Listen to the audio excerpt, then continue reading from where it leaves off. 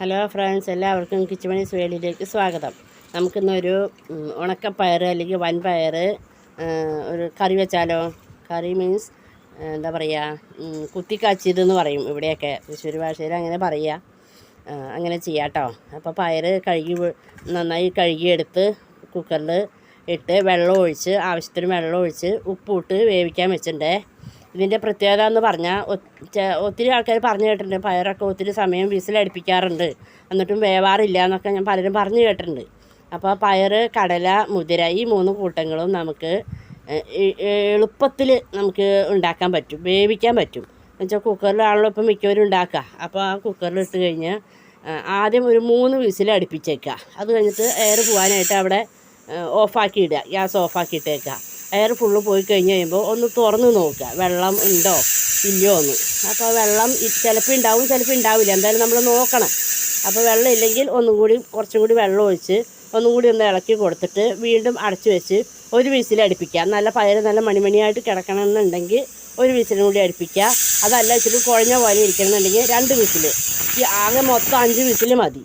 ആ വിസിലിൽ ആ പയർ നല്ല സൂപ്പറായിട്ട് വെന്തുണ്ടാവും. അതുപോലെ തന്നെ മുതിരയും കടലയും, നമ്മൾ മുതിരയും കടലയും തലേദിവസം ഇടും, ചിലർ പയറും തലേദിവസം വെള്ളത്തിലിടും. അതായത് ഫസ്റ്റത്തെ പ്രാവശ്യം 3 പ്രാവശ്യം വിസിലടിച്ച് കഴിഞ്ഞിട്ട് പയർ 3/4 ഭാഗത്തോളം വെന്തതാട്ടോ. ഞാൻ വീണ്ടും ഇനി അതിലേക്ക് കുറച്ചും കൂടി വെള്ളം ഒഴിച്ച് വേവിക്കുകയാണ് വീണ്ടും. കാരണം പയർ ഇത്തിരി കൂടുതൽ എടുത്തിട്ടുണ്ടായിരുന്നു. ഇവിടെ എല്ലാവർക്കും പയർ ഇഷ്ടമാണ്. ഇതിൽ 2-3 ട്വിസ്റ്റ് ഉണ്ട്. നല്ല എളുപ്പമാണിത് വേവിക്കാനും.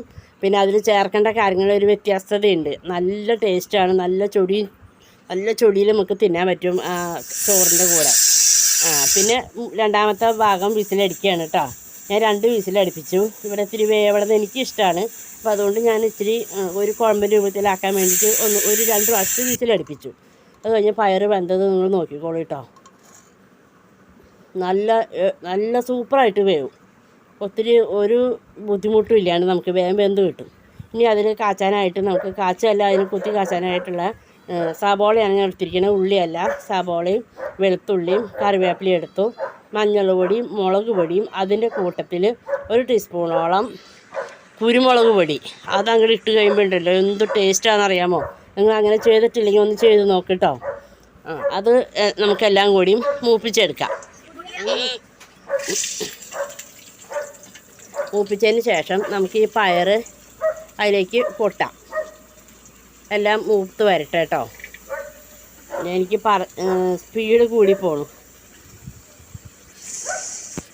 പിന്നെ ഈ സമയത്ത് ഞാൻ പറയുകയാണ്, നമ്മുടെ ചാനൽ ആദ്യമായിട്ട് കാണുന്നവരാണെങ്കിൽ എന്താ ചെയ്യേണ്ടത്, സബ്സ്ക്രൈബ്, ലൈക്ക്, ഷെയർ, കമൻറ്റ് എല്ലാം ചെയ്യണം കേട്ടോ. ഇനിയിപ്പോൾ സ്കൂളൊക്കെ അടച്ചു, എല്ലാവരും കൂടുതൽ സമയം ഇതിലേക്കൊക്കെ ഇറങ്ങുന്ന ആൾക്കാരാണല്ലോ. പിന്നെ എല്ലാവരും നിങ്ങളുടെ കൈത്തുമ്പിലാണ് ഇരിക്കുന്നത്. എല്ലാ യൂട്യൂബേഴ്സിൻ്റെയും സമയങ്ങൾ കൂടുതലായിട്ട് വരണമെങ്കിൽ നിങ്ങളുടെ കൈത്തുമ്പിലാണ് എല്ലാം ഇരിക്കുന്നത്. ഒരു മൊബൈൽ ഉണ്ടെങ്കിൽ നമുക്ക് എന്തൊക്കെ കാര്യങ്ങൾ നടക്കും. ഒരു കുഞ്ഞ തൊടൽ മതിയല്ലോ, ഒരു ക്ലിക്കിലാണ് നമ്മുടെ കാര്യങ്ങളൊക്കെ ഇരിക്കുന്നത്. അപ്പോൾ നമ്മൾ പയർ അതിലേക്ക് ഇട്ട് കൊടുത്തേക്കാണ്. അതെല്ലാം കൂടി ഇളക്കി യോജിപ്പിച്ച് നമുക്ക് ഒന്ന് സെറ്റാക്കാൻ വയ്ക്കാം. അങ്ങനെ പയർ എല്ലാം റെഡിയാക്കി ഞാൻ പാത്രത്തിലേക്ക് മാറ്റി വെച്ചിട്ടുണ്ട്. ഇത്തിരി വെന്തത് എനിക്കിഷ്ടമാണ്. ഇനി അതിൻ്റെ കൂടെ വേറൊരു സാധനം കൂടിയും ചേർത്ത് ചോറുണ്ട് നോക്ക്. ഇതിൻ്റെ കൂടെ നമുക്ക് നല്ല തൈര്, ഈ പയറും തൈരും ഒരു ലേശം ഉപ്പും കൂടി ഇട്ടിട്ട് ഒന്ന് കുഴച്ചിട്ട് ചോറുണ്ട് നോക്ക് കേട്ടോ. അപ്പോൾ അറിയാം അതിൻ്റെ ടേസ്റ്റ്. Okay, thank you.